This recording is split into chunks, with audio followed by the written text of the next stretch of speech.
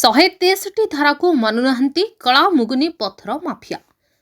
ढेंकानाल जिला गौंदिया ब्लॉक निहला प्रसाद निश्चिता पहाड़ू बेधड़क भाव कला मुगुनी पत्थर उत्तोलन करा चलिछि। तेबे कटकणा को फू करी माफिया माने सेठारो विभिन्न जगह को पत्थर चालाण करथुवा बेले प्रशासन 163 धारा जारी करी नीरव द्रष्टा साजिछि। एही पहाड़े चोरा पत्थर रोकिबाकू एएनजीटी एक केस दायर होइथिबा बेले एएनजीटी पक्षरु एक स्वतंत्र टीम गठन कर अनुधान करा जाउछि।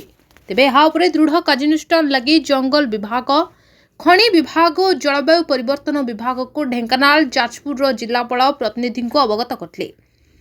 एहा परे सेमाने निश्चिता पहाड़ परिदर्शन करी कार्यानुष्ठान नैथिले हे माफिया माने किछि दिन नीरव रही पुनश्च सक्रिय होई मातिथिबा बेले एनजीटी को फू करी दिन राति फुटाई पहाड़ पर्वत को ध्वंस कर चलछंती।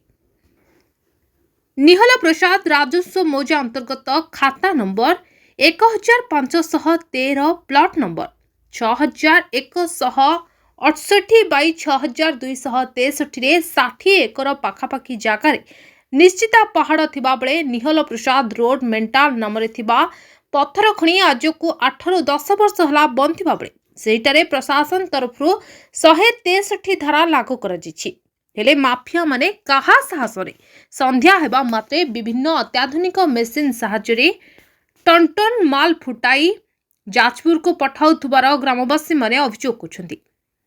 ताहा फलरे कई जन माफिया लाले लाल हेतुवा बेले सरकार कोटी कोटी टंकार राजस्व हराउछंती। ढेंकानाल प्रकाश कुमार पात्रंक रिपोर्ट द न्यूज टुडे।